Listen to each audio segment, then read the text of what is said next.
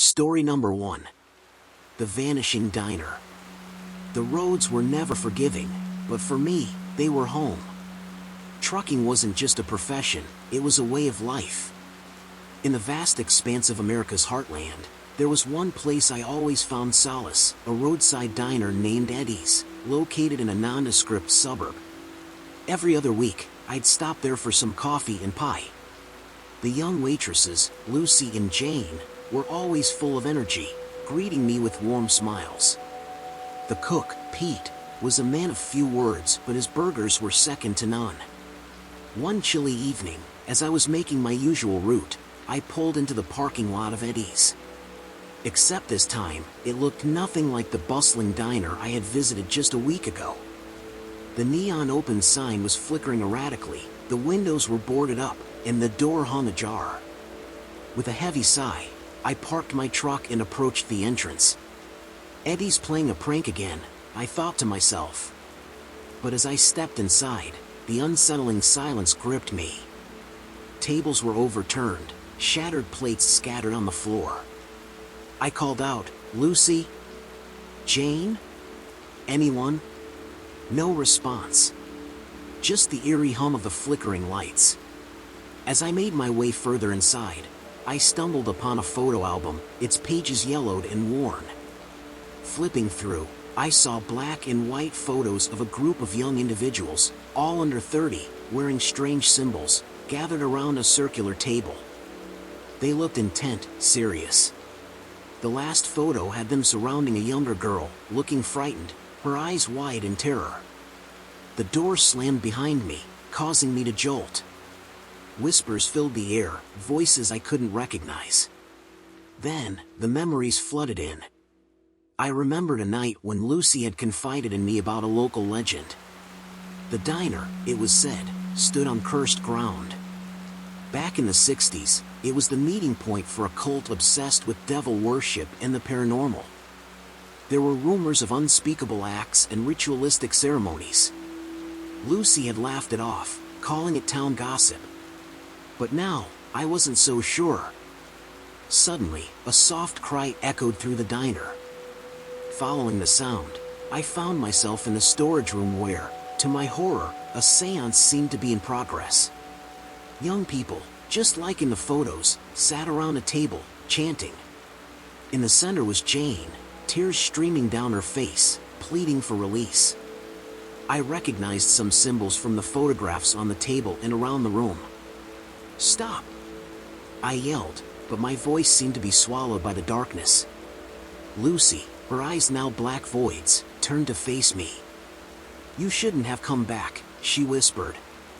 The room grew colder as ghostly apparitions appeared, their faces twisted in agony. The victims of the sinister rituals of the past, they reached out for me, their cries echoing in my ears. Desperate, I lunged towards the table, knocking over the candle. Fire erupted, spreading quickly, and the chants grew louder. The spirits, however, seemed repelled by the flames.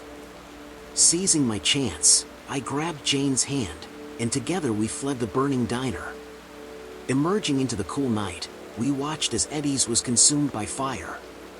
Jane sobbed into my arms, whispering her thanks. The following morning, the local news reported an unexplained fire at the diner, with authorities finding multiple unidentified bodies within. The roads have been lonelier since that night. Eddie's is no more, replaced by tall tales of the haunted diner that vanished overnight. Some nights, I still hear the whispers and see the ghostly apparitions in my rearview mirror. As for Jane, she left town, trying to put the horrors behind her.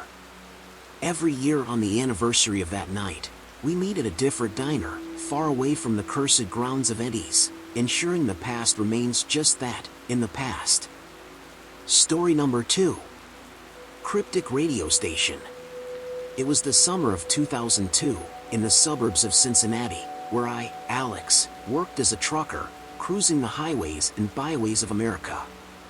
On those long nights, the CB radio was my lifeline, my only connection to the world outside my cabin. One particular night, as I was passing through a dense forest, the channels started acting up. Every station was dominated by static, except for one. Channel 13, a frequency no trucker ever used, began transmitting an eerie voice. Red, left, river, rose, the voice whispered cryptically, repeating over and over. I thought it was a prank, but over the next few nights, different truckers, including my friends Mike and Danielle, reported the same haunting experience. The voice seemed to be giving us clues, pointing us to something. Danielle, a curious journalist before becoming a trucker, felt compelled to uncover the truth. Along with Mike, a former detective, and myself, we began our investigation. The first clue was evident: a river ran through Cincinnati, known as the Red River. Was that what the voice referred to? But what about Left and Rose? After days of researching, Danielle stumbled upon a decades-old unsolved murder. A young woman named Rose had vanished without a trace, and the only clue left behind was her red scarf found by the Red River. Intrigued, we visited the location. At the riverbank, Mike found a deteriorated marker with an arrow pointing left. Following it, we reached an old, abandoned shack. Inside, the scene was chilling. Ritualistic symbols adorned the walls, suggesting devil worship. Beneath the rotting floorboards, we uncovered Rose's remains, along with the remnants of others who had vanished over the years. The horror of the situation was amplified when we realized the place was used for exorcisms, many of which had resulted in death. With the evidence in hand, Mike contacted his former colleagues. The shack was investigated, and the bones were sent for DNA analysis. They all matched the missing persons from the 1970s to the late 1990s. We later learned that the shack was owned by a group that believed in performing exorcisms to cleanse souls, leading to numerous unexplained deaths. The victims' spirits, trapped between worlds, sought justice, and hence the cryptic radio transmission began. With the help of a local priest, an exorcism was conducted to free the trapped souls, including Rose. As for the devil worshippers, most had passed on, but a few were apprehended and brought to justice. The eerie transmissions on Channel 13 stopped, and the restless spirits found their peace. The story spread throughout the suburbs of Cincinnati, serving as a reminder of the atrocities that occurred. For me, those haunting memories of the cryptic radio station will never fade. Whenever I pass the Red River on a foggy night, I remember Rose and the souls that found their way home through our CB radios. Story number 3. The Cursed Cargo. It was a year like any other, or so I believed. I'm Ethan, and back then, I was an eager young trucker, always looking for the next big job. So, when I was offered a high-paying gig to transport a cargo that needed to be delivered by midnight, I didn't think twice. The cargo was loaded onto my trailer by a team of men in hushed tones, all clad in dark robes. I didn't get a chance to see what was inside. The only instruction given was not to open it and to deliver it on time. I was driving through a serene suburb when the strangeness began. As the evening shadows grew longer, I began hearing muffled chants coming from my trailer. Dismissing it as fatigue, I continued. My first stop was at a small diner, where I met Lucy, a bubbly waitress with a twinkle in her eye. Sharing my experience, she joked about me possibly carrying a ghost. But as I stepped out, I noticed all the lights in the diner flickering and a cold wind blowing, despite it being a summer night. The next stop was a gas station where I met Jake, a young mechanic. The moment I parked nearby, the power in the station failed, and the nearby car's alarms started blaring simultaneously. Jake, wide-eyed, pointed at my trailer, from where a soft, eerie glow was now visible. Feeling uneasy, I decided to push him without any more stops. But the trailer's noises grew louder. Chants, whispers, and cries filled the night air. Desperate, I reached out to a friend, Leo, an amateur paranormal investigator. Over the phone, he explained that the suburb had a dark history of devil worship and unsolved disappearances. As midnight neared, my truck's electronics started malfunctioning. The GPS showed me going in circles, and I found myself back at the same diner. Lucy and Jake, having followed a hunch, were waiting there with Leo. Leo suspected that the cargo was linked to the suburb's past. With no time to lose, we decided to open the trailer. Inside, we found an ancient-looking stone altar surrounded by lit candles, atop which lay a beautifully adorned dagger stained with fresh blood. Realizing the gravity of the situation, Leo explained that this was a ritualistic tool used by devil worshippers for sacrificial ceremonies. The unsolved disappearances in the suburb were all young people, probably taken as offerings. The spirits of those sacrificed were now trapped within the cargo, seeking release. With Lucy and Jake's help, Leo conducted an impromptu exorcism. As the chants rose, the spirits began appearing, their faces contorted in anguish. One by one, as the exorcism progressed, they found release, vanishing into the ether. By the time midnight struck, the cargo was cleansed, the spirits set free. The dagger, Leo took with him, ensuring it wouldn't fall into the wrong hands again. After that night, my drives were never the same. Every shadow, every whisper on the wind, reminded me of the cursed cargo. The suburb's history might have been dark, but we had, in a way, brought a sliver of light to its haunted past. Story number 4. Desert Mirage. In the heat of 2004, I found myself on a desert route, dust kicking up behind my truck as I transported goods across state lines. I'm Mason, a regular guy who loves the open road, but that night, the road opened my eyes to the uncanny. As dusk melded into night, the moon emerged in its full luminance. I remember spotting a glimmering city on the horizon. Intrigued, I steered towards it. But as I drew nearer, the city receded, fading like a mirage. At a local gas station, I met Alara, a geologist in her late 20s, and Nico, a young historian. Both were on a quest to document desert anomalies. Over a cup of stale coffee, they shared legends about a lost city, a once thriving civilization that vanished without a trace, rumored to reappear on moonlit nights. Alara, with her instruments, detected unusual magnetic fluctuations in the direction of the vanishing city. Nico spoke of ancient texts describing a city cursed by its own ruler, a devil worshipper who, in a bid for immortality, sacrificed its entire populace. Their souls, unable to find rest, manifested the city in ghostly apparitions. Driven by a blend of curiosity and trepidation, we decided to venture out. As we neared the mirage's location, an ethereal glow enveloped the surroundings. Structures shimmered into existence, revealing a spectral city. Ghostly inhabitants roamed its streets, their faces reflecting ages of torment. In the heart of the city stood a grand palace. Drawn towards it, we encountered the spirit of Lyria, a young priestess from the city's final days. Through her, we learned of the ruler's dark rituals, the mass sacrifices, and the curse that bound them to eternal unrest. Lyria conveyed that an artifact, the obsidian amulet, was the key to their salvation. This amulet had absorbed the souls and was buried somewhere in the city. Finding and cleansing it could free them. Using Alara's equipment and Nico's knowledge, we located the amulet in a subterranean chamber beneath the palace. But as we unearthed it, restless spirits, including the malevolent ruler, converged upon us. It was a night of terror. Alara's scientific expertise, Nico's chants, and my determination became our defense. Guided by Lyria, we performed a ritual to release the trapped souls. The amulet pulsated, its dark core emanating sorrowful cries that gradually turned into serene whispers. As dawn approached, the spectral city began to fade, and with it, the spirits, including Lyria, who bestowed upon us a grateful smile before vanishing.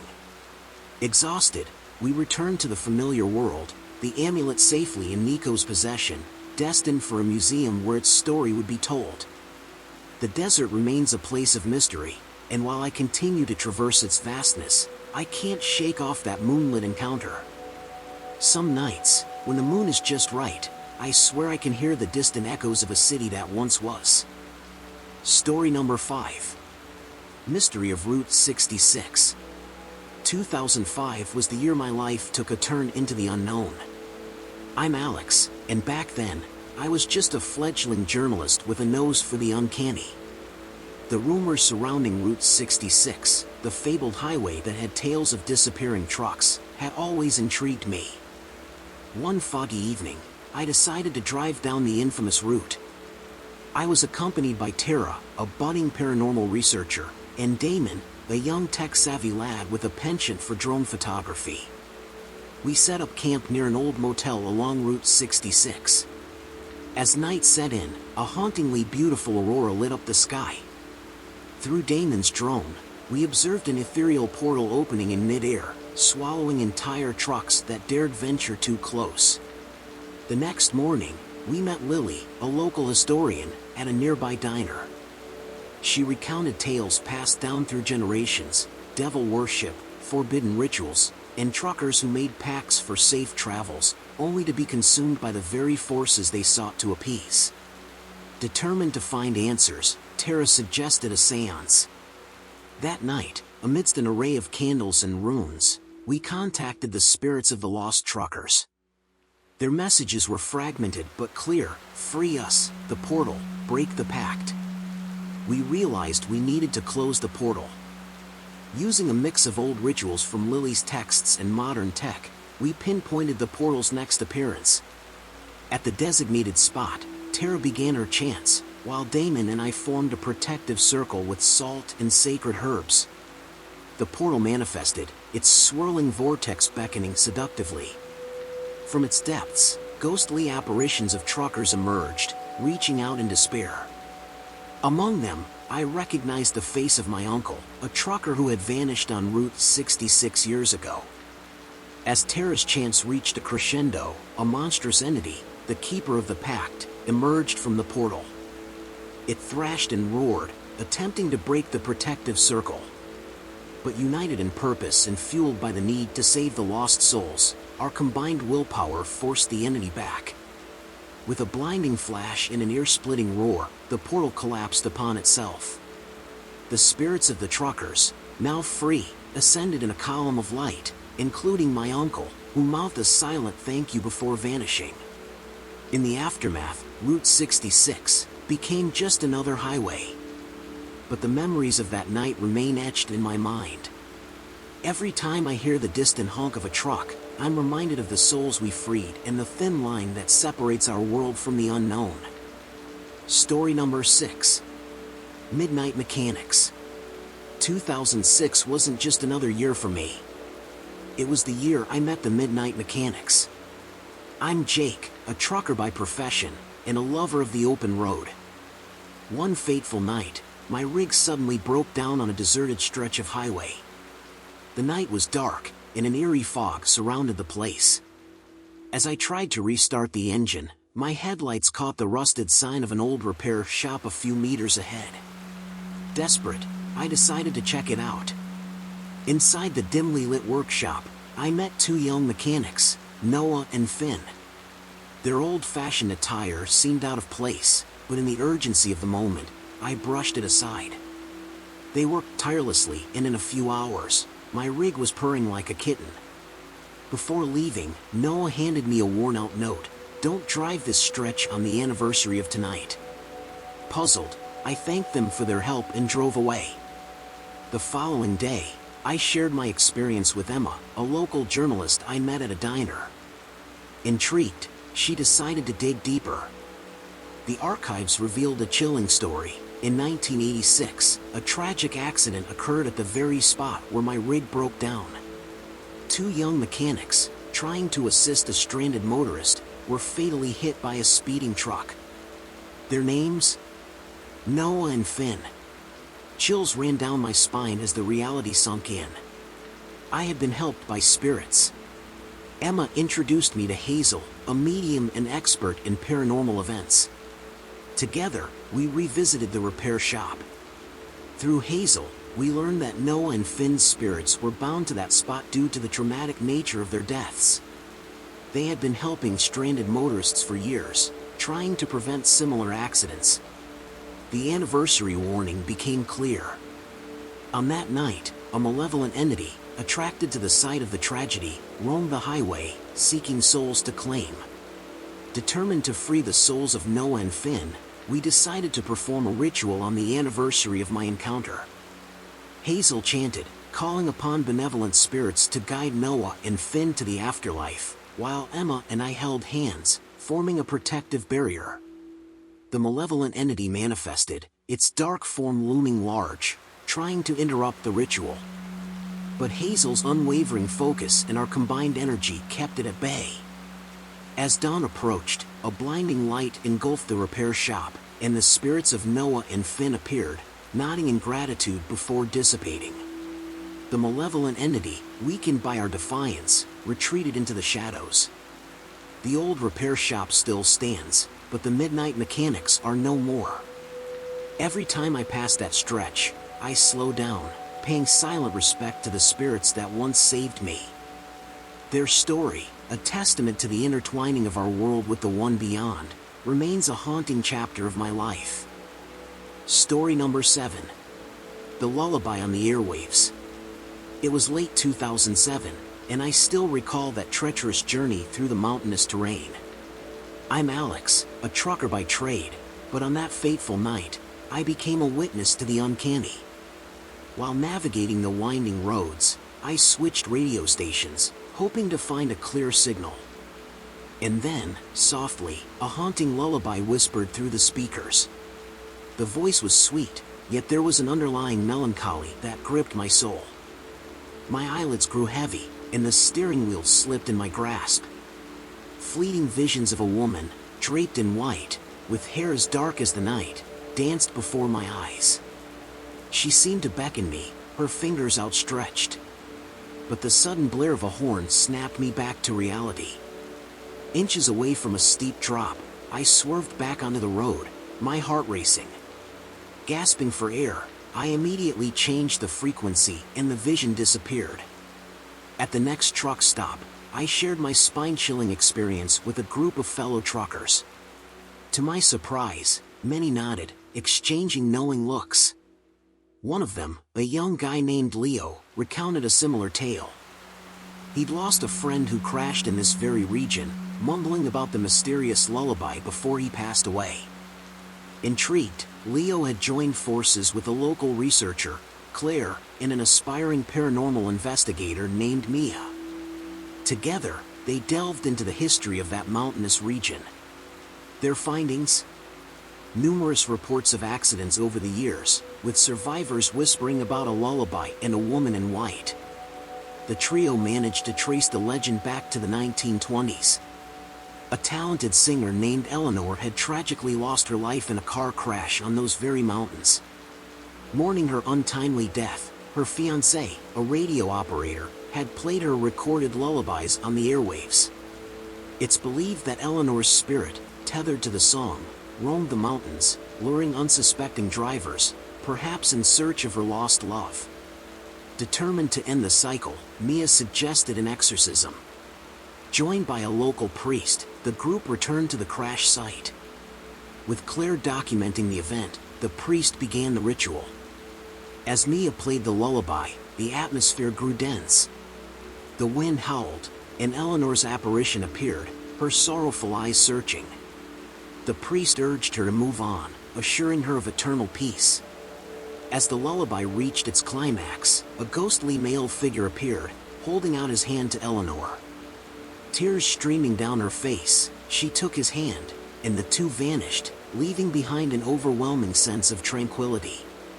Today, the mountains remain a challenging drive, but Eleanor's lullaby no longer haunts the airwaves. However, those who've witnessed her tale, like myself, never traverse those paths without sparing a thought for the tragic singer and her undying love. Story number 8. The Static Mile Marker. 2008 remains the year I wish I could erase from my memory. I'm Jake, and back then, I frequently drove through a desolate stretch of highway. Night runs were my preference, the quietness of the road provided solace from the chaos of daylight. However, there was this one anomaly that always caught my attention, a mile marker distinct from the others. And, every single time I passed it, my trusty radio, always tuned to classic rock, would emit a haunting static. One foggy evening, driven by a mix of curiosity and bravado, I pulled over next to this mysterious marker. My heart thumped loudly as I strained to listen through the overpowering static. A faint cry for help, an SOS signal, broke through. Confused and alarmed, I quickly noted the mile marker's number, 237. The next day, I sought answers. A local journalist named Zoe had written a few pieces on the many unsolved mysteries of the region. Intrigued by my account, she introduced me to Sarah, a tech-savvy communications expert, and Eli, a young historian with a penchant for local legends. Research led us to a harrowing discovery. Over the past few decades, multiple truckers had vanished without a trace, all last seen on this highway stretch. Their last known location? Near mile marker 237. Upon digging deeper, Eli stumbled upon an old folktale. It spoke of a devil-worshipping cult that was active in the area in the late 1800s. They would mark their territory with unique symbols, leading travelers into deadly traps. Had the mile marker been one such symbol? Determined to unearth the truth, our team, armed with recording equipment, camped near the marker one night. As the static once again overtook the radio waves, a chilling scene unraveled before us. Ghostly apparitions of truckers, their faces distorted with pain, seemed to emerge from the ground, their cries forming the SOS signals I'd heard. Sarah, with her expertise, discerned a pattern in the static. She believed it was a residual energy from the lost souls, a beacon for help. Their anguished spirits were trapped by the dark forces that had once roamed the region. Desperate to set things right, Zoe reached out to a renowned exorcist. With our assistance, a ritual was performed to release the trapped souls. As the exorcist chanted, the air grew dense, and the ground trembled. An intense battle between the forces of light and darkness ensued. But, as dawn approached, a serene calmness settled. The static ceased, replaced by the familiar tunes of my radio. The mile marker, however, had vanished, as if it had never existed. The highway is now just another stretch of road, its grim past buried deep. But for those of us who've experienced the horrors of mile marker 237, nighttime drives will never be the same. Story number 9. Ghostly Convoy. The year 2009 was when I, Max, encountered the inexplicable. The haunting memory of that fog-laden night is still as vivid as ever. It started as a routine haul.